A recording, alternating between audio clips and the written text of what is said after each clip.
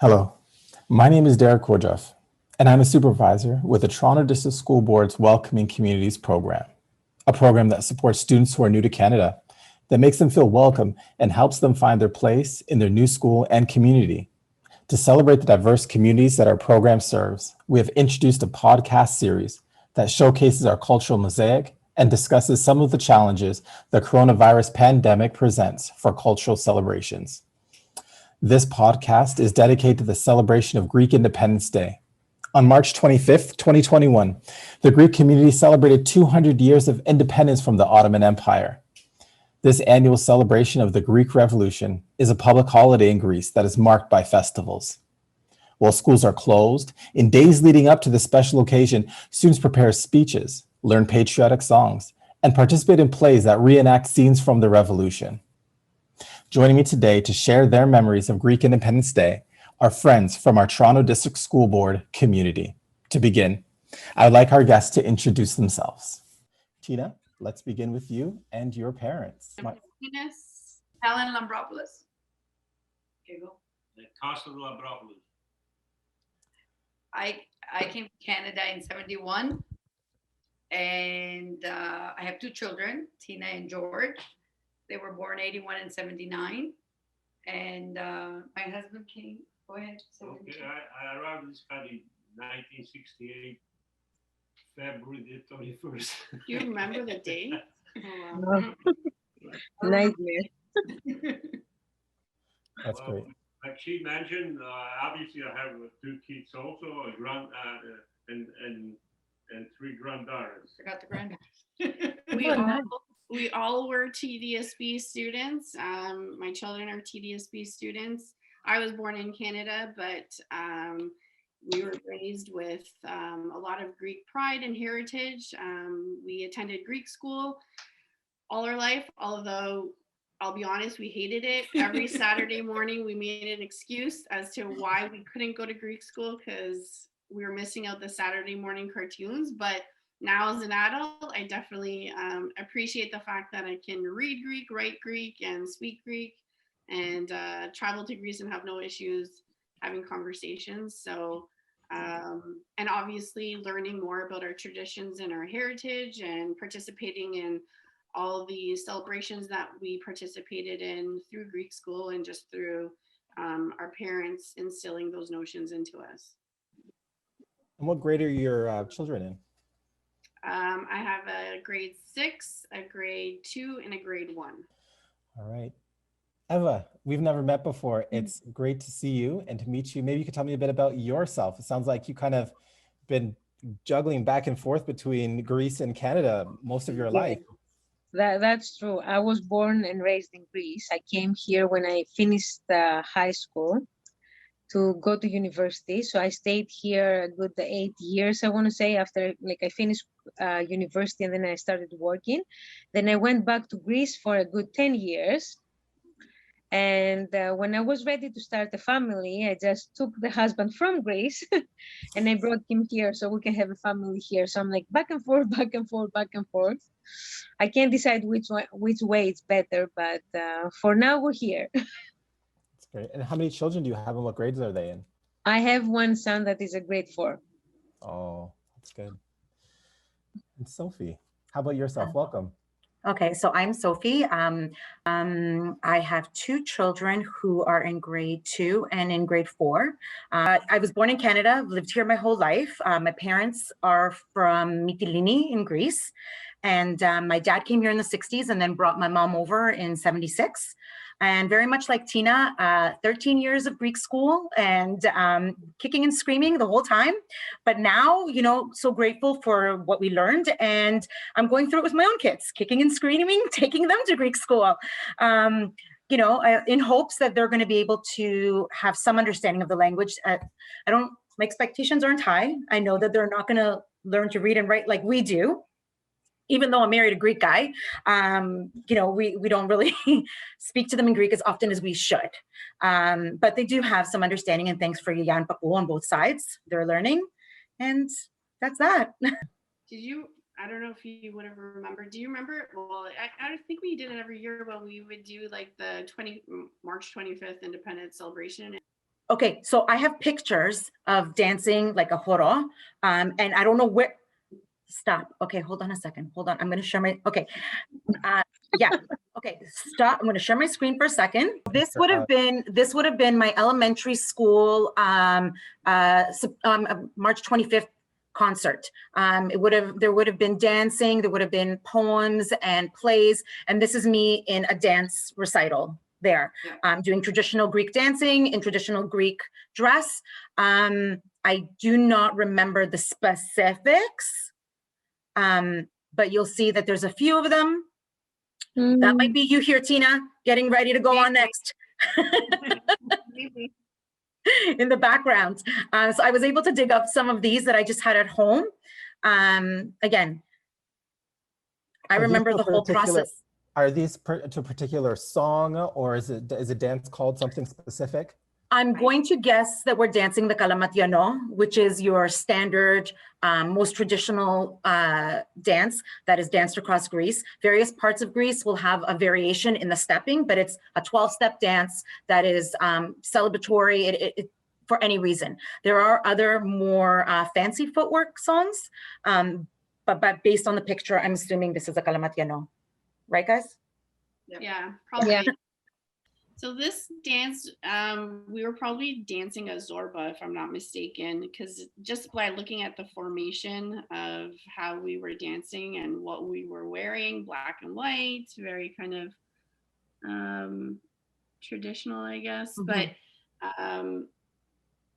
that would be another one of the traditional dances that you would see at one of these festivals or one of these celebrations. Another dance that boys typically would dance would be the tsamiko, which is a dance that actually, another word for it is the kleftiko, and it's based on the soldiers who fought for independence, who were called the kleftis, and that's where that dance derived, and that's a common dance that we would dance not only at a Greek independence function, but at many, at a dance, at a wedding or a celebration. It's another traditional dance that you would see. Eva, how does this feel for you? Because here we're talking about Greeks in the diaspora, Greeks here in Canada, and celebrating in this way. You grew up in Greece. Is this very familiar for you? Yeah, so in Greece we do bigger celebrations. So the day before the 25th of March, we don't have any school. So we take the whole day at school, and we're spending the whole day doing celebrations. We're painting, we're dancing, we're singing. We have a lot of songs during that period. So yeah, here you can see a picture of my nephew and my niece from Greece. My cousins, I sent them yesterday, because the issue with me is I took all my pictures back to Greece and I didn't bring them back now that I came. So my mom doesn't have any. So it's a big day. So the day before the 25th, we're doing whole celebration at school. And then the actual day of the 25th, we don't have school and we do a big parade. Like all schools go down to the parade. And so I've seen people are doing a parade here as well. Here is my niece again. Wearing traditional, like the little ones are wearing traditional outfits. The older ones are wearing suits. And we're doing that so we can actually praise our for all these people that sacrifice their lives so we can have our freedom. That's why we're doing the parade. So people here are doing it too as well. Only in Greece, we were doing it, I want to say we were practicing a lot. So during the weeks that will take us down, during gym time, we will just make sure we all have the same step. So we're like, you could see us like almost like soldiers going on the parade, not just like a bunch of people walking down the street. We were like soldiers. So So the day of, yeah. So the day of will be like a big celebration. Everyone was at the parade. Everyone was like, all the parents will come down to see us. Everyone had flags on their balconies. So it was a very proud day to be. Everybody wanted to be part of the celebration.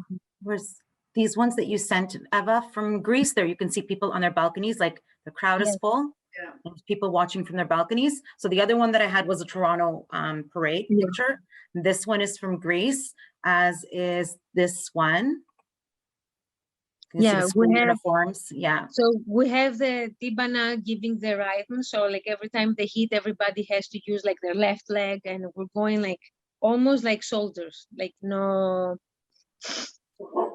not just a bunch of people walking down there. Like obviously here it's really hard because when we're doing the parade here, we didn't have any practice because I had to parade down with the Greek association too. We don't have time to practice all together. So we're just trying to keep in line and keep going. But in Greece, we had to practice, like hard practice. It's very much everybody just shows up. Even I remember as a kid with Greek school, sorry, my dog's barking in the background. With Greek school, it was like, here's the uniform, these are the colors you're gonna wear, this is our meeting spot. And it was like, everybody would come and you just kind of joined the parade. And, you know, there was all the Greek schools throughout the GTA. And then there was different organizations and different groups, and there's a lot of people. So, I mean, it's a big difference between how we've celebrated in the past and what COVID is doing to us now. I'm just gonna excuse myself for a second and let the dog out. Excuse me. And for you, George and Helen, like, how does this feel for you? Is this very similar to kind of what you grew up practicing in the parades? Do you remember, you know, was there a time where schools were closed as well for you, and in school were you practicing and preparing for this special day? What would that look like? Back home, you're talking about, or here in Canada? Yeah, back home, yes. Back home, I remember very little. I was little. Yes, we were preparing. We would prepare weeks ahead, and with the school and the poems and stuff, and then we would go and present. I was very little when I came to Canada, so I remember very little. Just like it's little pictures in the back of my head. Yeah. Tina, I feel like you're about to say. Here in Canada, they do it totally different. They don't have that preparation, like Sophie says. It's hard. It's hard to have this preparation because if you think about it, Greek school is only once a week. And although they're trying to teach the culture, like they do have the dances, like they do have like an hour of dancing, and they do take them to the church if the church is nearby or if the courses are in the church. The time is limited, so there is only that much they can do. And I'm really proud that they're even that way, they're trying to pass this to their kids so they can keep this culture, like that small fire in them. I mentioned, for those who are unfamiliar with Greek Independence Day, what is this a celebration of? What is the story that kind of leads up to this moment? So there are two different, totally different reasons. One, it's national, and the other one is religious. So one, the national, is the Greek evolution that took place exactly 200 years ago. And the other one is Evangelismos, which is the announcement. The Annunciation. It's my name day too that day. So happy name day. Happy name day. Happy name day. Thank you. So two different. So 200 years ago, and after Greece was under the Ottoman Empire for 400 years, they suddenly decided to actually raise the flag on Peloponnese and start a revolution. And then a war started for 9 years before we started freeing Greece again. So it's a very big deal, like after being 400 years under πώς το λένε? The Ottoman Empire. The Ottoman Empire. It was a real end. What's really important is that for those 400 years, they actually managed to keep their culture, their language. They had hidden schools. κρυφό σχολείο, right? Like hidden schools so they can teach their kids the language. After 400 years, we didn't lose our language. We didn't lose our spirit. We didn't lose our culture. So they had hidden schools, like, because if the Ottoman found out that we're having schools teaching Greek, they will kill people, right? So that's the major. And yeah, the second reason is the Greek Orthodox Church is actually celebrating the announcement of Virgin Mary becoming pregnant, the conception of Jesus that day. So I guess the significant part about that day is that it's the only day that we take a break of the fasting. So that day, although we fast since, I don't know, 2 weeks ago. Yeah, so I'm just going to interrupt you and say that our Lent season began last week, 2 weeks ago. Yeah. So we do a 40-day Lenten period before Easter. It's a period of mourning and fasting. And the fasting involves giving up meat, dairy, and oil products. So during the 40 days, the Annunciation is a day where we're free to eat and you can have seafood. You can eat fish. We usually have bacalhau, like just cod, salted cod is the traditional meal. And scordalla. Yeah. Scordalla. So that day, that's another word. I don't know. What's the English word of scordalla? Garlic mashed potatoes. Garlic mashed potatoes. Garlic mashed. You know what? I think I've always described it as like a garlic hummus. Yeah. Like it's like the texture of hummus, but it's garlic. Yeah. Yeah. And so that's like a traditional meal that we'll eat tomorrow. I'll go to my parents' house. Yeah. Because I don't want my house to smell when I cook it. Fish and chips. It is fish and chips. It is our version of fish and chips. Yeah. Yeah. So that day, it's the only day that we actually take a break of the Lent. Yeah. Just because of the celebration of the conception. So the 25th is both the day we celebrate Independence Day as well as the day of Evangelismos. Yes. Good enough. Okay. and then it kind of ties into Easter as well, kind of as we're talking about kind of the religious holidays as well. Mm-hmm.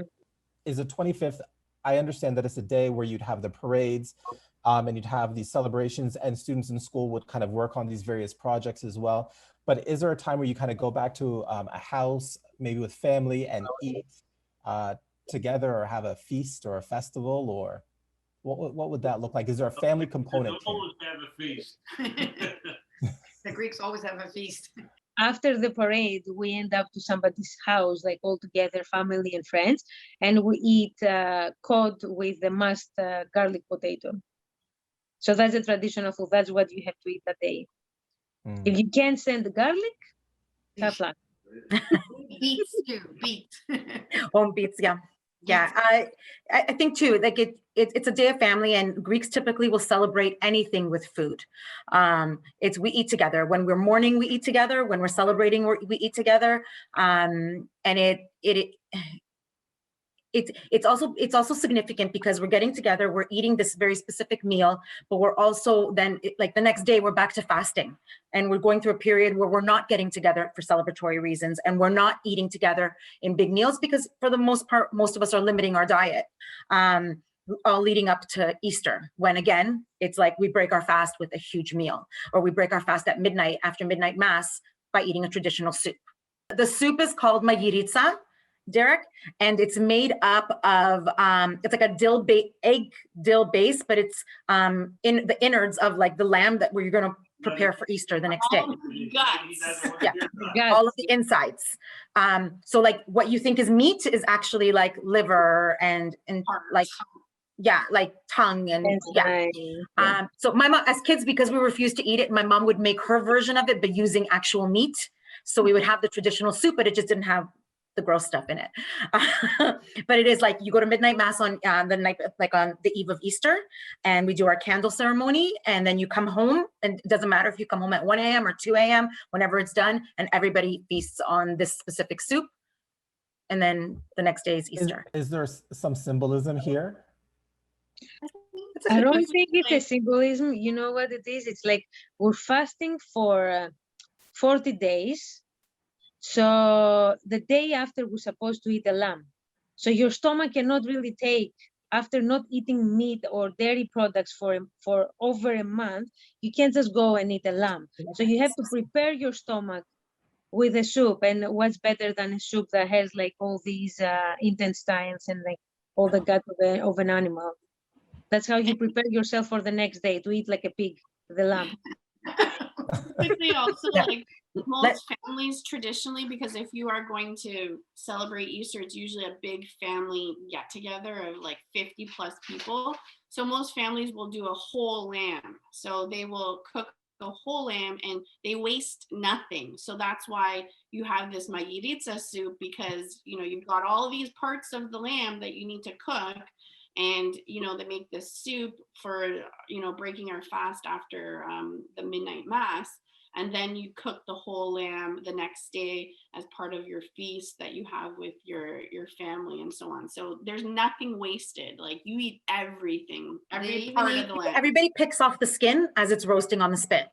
And so usually, like by the time it's ready to be served, a good chunk of the lamb is already missing because people have been picking at it and eating it as it's being prepared. It's cooked. Yeah. What will tomorrow look like for your families? Unfortunately, COVID has affected that, right? So traditionally, what would happen is the parade that is held in downtown Toronto, it wouldn't be tomorrow, it would be on Sunday after church service. So usually wherever it falls, it's the following Sunday or like right there. So yeah, so under different circumstances, it would be like the family goes to church in the morning, and then the church ends early and everybody heads down to the Danforth. Unfortunately, that's not happening. I don't know. I'm disappointed in myself to say that we probably won't be. It's a regular day. Myself and my husband will be working. The kids will be at school, and yeah, we'll probably talk to them. No, not probably. We will. We will talk to them, and we'll talk about the significance of the day and why it's so important to us. But unfortunately, it's not a big hoopla. We can't. COVID doesn't allow it. Yeah. Even when I said, I'll probably go to my mom's house, for like, that's not even really an option. I might go and pick up the food that she prepared for me. But it's not even like my brothers and my parents, and we can all get together and have this family meal and honor the day. That's sad. It's a sad situation. It's really, really sad.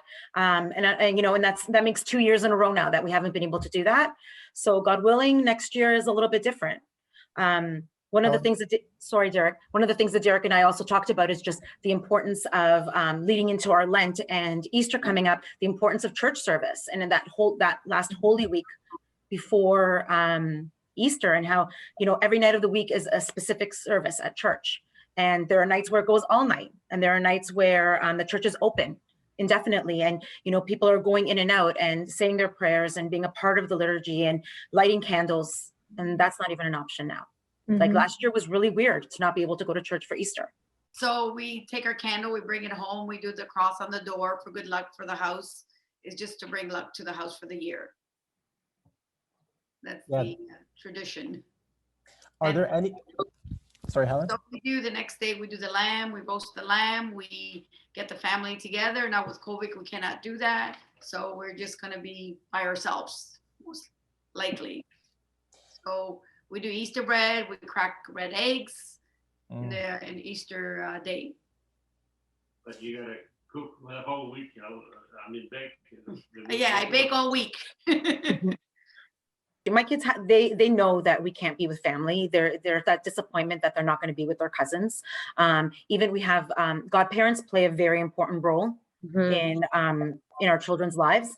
And so before Easter, it's traditional for godparents to come and visit during the Holy Week. You go and you visit your godchildren and you bring them very specific traditional gifts. You bring them traditionally it's a pair of white new shoes to symbolize the coming of spring and all things new. And you bring them the candle that they're going to light. It's usually an ornate dressed up candle that they will take to midnight mass and light for midnight mass, along with any baked goods. And we traditionally also dye our eggs red to symbolize the blood that was shed by Christ. So again, and then you gift the red Easter eggs that were prepared. So with all of that being said, that's even difficult to do. So I know like last year, my kids' godparents just dropped things off at the door, and so my kids know, like, when is Nunano going to come? And, are they going to, the big question is, can they come inside this year? Can they stay inside? Or is it going to be nice enough outside so that we can hang out on the porch for a few minutes? Yeah, same here with my son. Like we dropped off all my godkids presents, and then when his godparents came, we were just hugging on the sidewalk, Yeah. like in the backyard, like saying our hellos, and he was very disappointed to actually spend the time. Usually they come and we spend like a good part of the day together. Mhm. The kids play and we have dinner together, so it's really disappointing. And now he knows that that time is coming, and he's asking me, goes, are they gonna be able to stay? Are they My gonna kids too. when are we gonna see them? When are we gonna see them? So, and I know, like I live, like I have my parents and my brother across the street from me.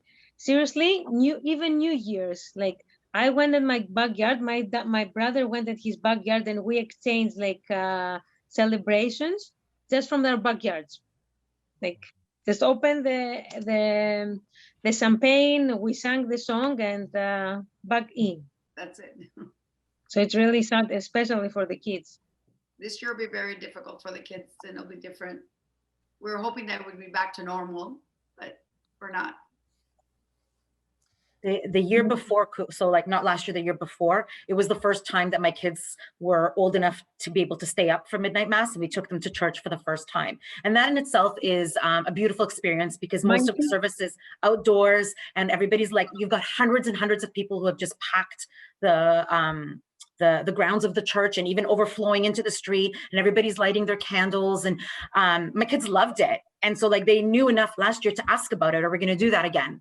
And unfortunately, like that's an experience that they're missing out on as well.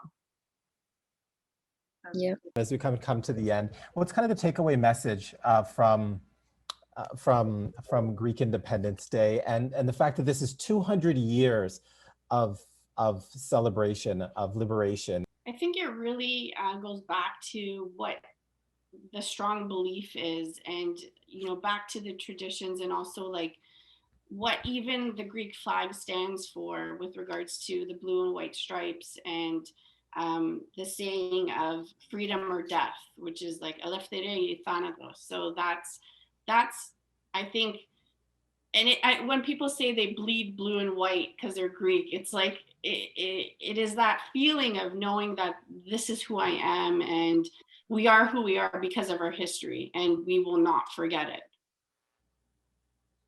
Well said. I also think like Greece has been around for thousands of years, and everybody knows, without argument, the contributions that the Greek people have made to all civilizations. But I think that a lot of people don't know in depth of our history and the struggles that our country has gone, and what our ancestors have put up with. So it's important to acknowledge it, and it's important to educate. That's the thing. Greeks are very spiritual, cultural, and traditional people, and we take pride over history. So if Greeks 200 years ago, they were able to actually keep the culture alive after 400 years being under the Ottomans, I think like the first and the second generation of Greeks that were here, we can maintain our culture. It will be a shame not to. It will be a shame not to do it. Like we have to. Mm-hmm. Certainly feels something special, and I really kind of like the idea that the Greek community and Greeks kind of lived through 400 years of oppression, and in the midst of all that, we're able to maintain culture, language, history, heritage, and still come out on the other side. And so then I think it shines such a glimmer of hope and light that, a year or even 2 years or 3 years of a pandemic isn't going to it's not going to break us. It's not going to break us. Yeah. It'll make us stronger. Thank you, Tina, Helen, Sophie, and Eva for sharing your memories and traditions around Greek Independence Day and Easter. Best wishes to you and your family, and to our Greek community around the world. Happy Independence Day and happy Easter.